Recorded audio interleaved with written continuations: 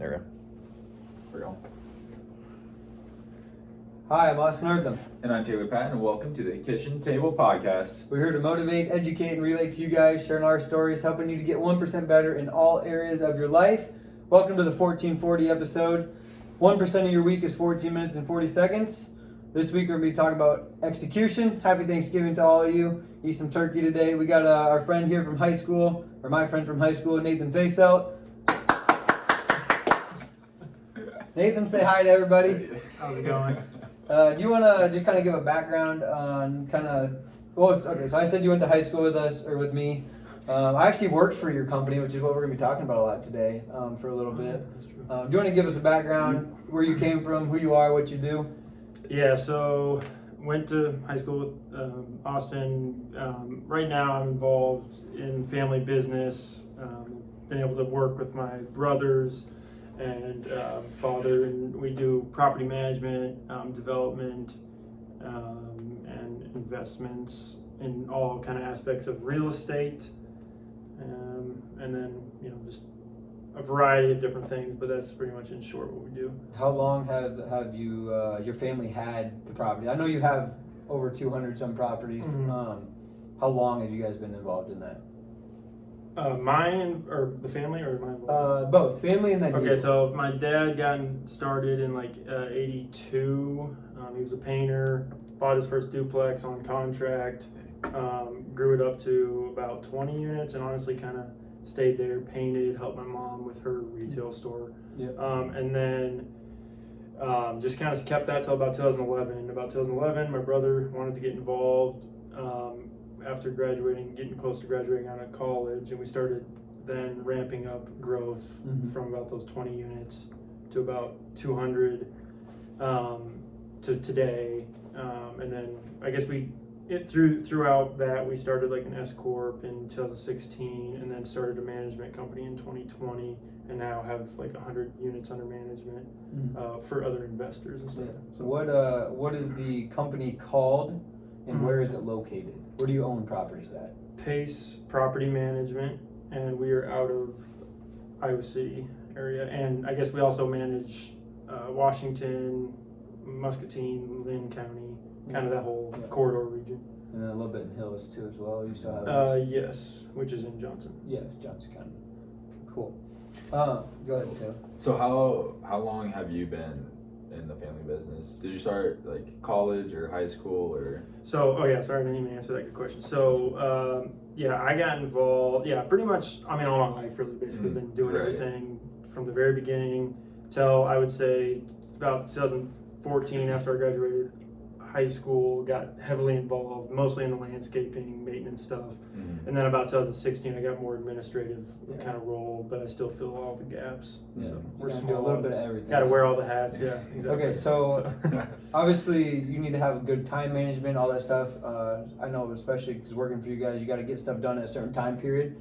Wearing all those different hats, how do you make sure that you are doing things well, but in a timely manner? So, but in a timely manner.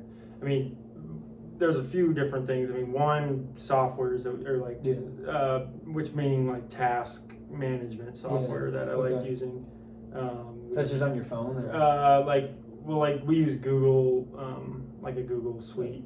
Okay. And they have like tasks. Okay. Yeah. And so the way we keep track and getting things done is essentially, you might promise I'll send out this email by this certain time. Yeah. And so I would put, or somebody would assign, or myself would assign a task in that, task, and then we'll knock those out. Keeping tasks, but I don't know if that quite answers. No, yeah. That's how It's just a list. That's how I keep it organized and knock those out. So do you have you're better at some things than Nick and Nolan, obviously your dad might be doing something. How do you use your strengths? Like if you're a better painter, do you do most of the painting, or how do you navigate who does what type of deal? Yeah, we do leverage strengths. So Nick, my older brother, for example, is finance, or he kind of degree, so he Okay. a lot of different things with banks. He might be a little more heavier focused. Okay. I'm pretty social and able you do to, the so I same do, well, actually, not right now. I do more of like business development stuff. So I like go to networking events, expand. Okay. That's cool.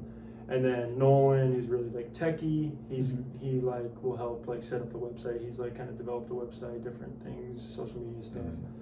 So we just pick Yeah. roles. Go ahead. I was like, that's really cool that you guys like have like Different strengths. different strengths, and that way you guys all work together as one instead of like all kind of being the same. Like, Yeah, it's been a learning process to Yeah. get to that, and I mean, I think For we would sure. all like to, hire people that are better than us Mhm. eventually. But Yeah. right now, it's just, that's what we have to do, Right. wear those hats, and Yeah. we still step in no matter Well, what. I think that's important. So I used to work construction too in high school before I worked for you guys in the summers, and the head guy always worked still. I think that's important to have your hands on in the project. Excuse me, to make sure that one, things are done correctly, and two, when other businesses or people see that you're working, it really shows that you care and have effort, which we talked about a lot on Tuesday for our episode of execution, is how we got to put a lot of effort into it.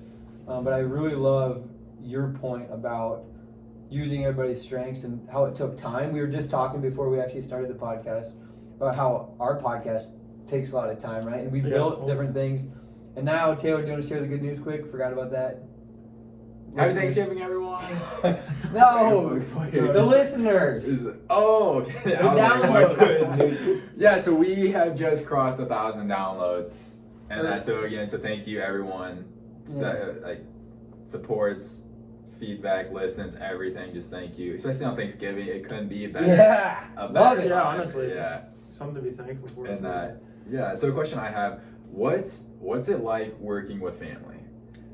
I get that a lot actually, and it depends on the family. But my family, fortunately, I feel we work really well together. I don't know, we really just haven't had those issues. Right. Or- So were you and your brothers like close as like siblings or like? Yeah, good. So no, my youngest brother and I, yes, Mhm. we grew up playing, Army or whatever. Just we were Mhm. close in age. And my older brother is about 6 or 7 years above Okay. me, so pretty significantly gap there. Yeah. For sure. But it's really grown us close together. And I Yeah. mean, like honestly, it's been like a dream to be able to work with family. That's what I think. Right. Like we always want to be close to family. So if you Mhm. can do it all the time, see it as a blessing. Yeah.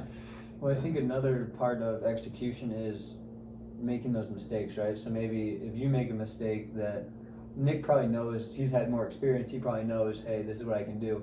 So I assume that's helped build your relationship a little bit at least, to make sure that, hey, this isn't working, this is what we need to change, type of deal, which maybe people don't think about in execution as failure a lot, but failure really helps to execute better the next time and whatever it might be.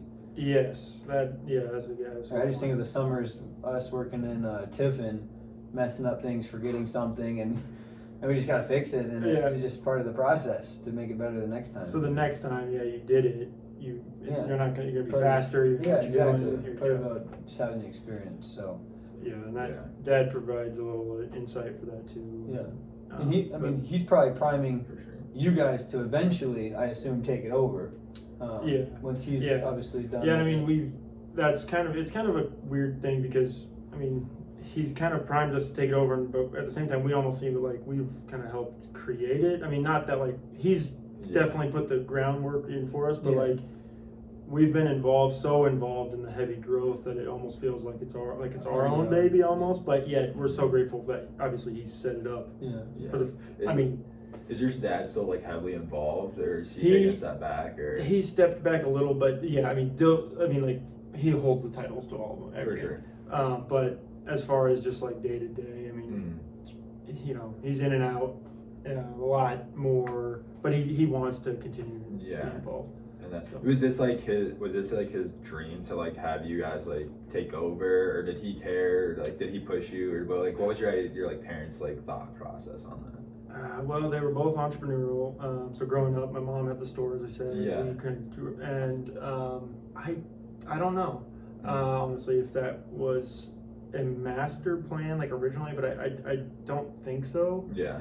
it just kind of maybe later in life started to think, because I think they would have liked to have retired almost, and they could, but they've, my parents have really sacrificed essentially like a little bit longer retirement for us to be able to help grow something together. Yeah. So.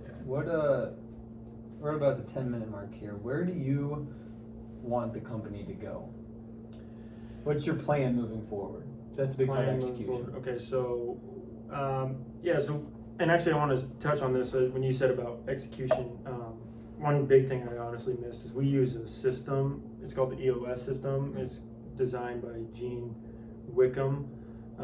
There's a book called Traction. Okay. And it's one of those different business operational systems. But essentially, what we do is we plan. We have what we call a vision, 10-year picture, and then we have 3-year goals, and then we have 1-year goals, and then we have quarterly goals, and then weekly goals. I'm using the wrong terminology. The listeners will get it. That's what I'm trying to simplify. I don't want to use the terms that the EOS system uses, just dumbing it down. But so anyways, we do that, and so our 3-year picture, we'd like to continue to grow our fee management portfolio up to about 5. I think at year 3 we want to be at 500 fee management units, and then we'd like to also grow our development portfolio investment to about 500 of our own. How big is that compared to normal people? I mean, normal quotation, whatever normal is. Is that a large amount of properties or not? To your average Joe is probably a lot, but I think there's always bigger fish. So I would say So I always want to keep growing. Do better. Yeah, I mean, when people most times I actually don't even reveal people ask us how many we have, how many units we have or manage, and it's just kind of not enough. Yeah. There's always more. That's good for growth opportunity, and I love the set plan. It kind of reminds me of the Fibonacci retracement and extension levels in the stock market. But anyways, I've been hitting on that a lot. But anyway, I think that's awesome because in Tuesday's episode we talked about how you need a plan, you need to talk it over, you need to have stretched out goals. Yes. Do you still have that quote pulled up by chance? From what? From Tuesday? Yeah. The quote of the week? Yeah. It just talks about how you need effort every day. Yeah. And you need to set a standard and keep working towards it essentially. Yeah. That's exactly what this is. I mean, it's literally that's when we looked at each other when you said it, it's wow, this is perfect. I would highly recommend it's actually more fresh in my head because I just saw the kind of co-author. He came to Iowa City and we went to a conference thing, and it was pretty sweet. And highly recommend, just a great kind of protocol to give and provide good accountability, structure, and just processes on how to follow through on those goals. What you're talking about? Go ahead.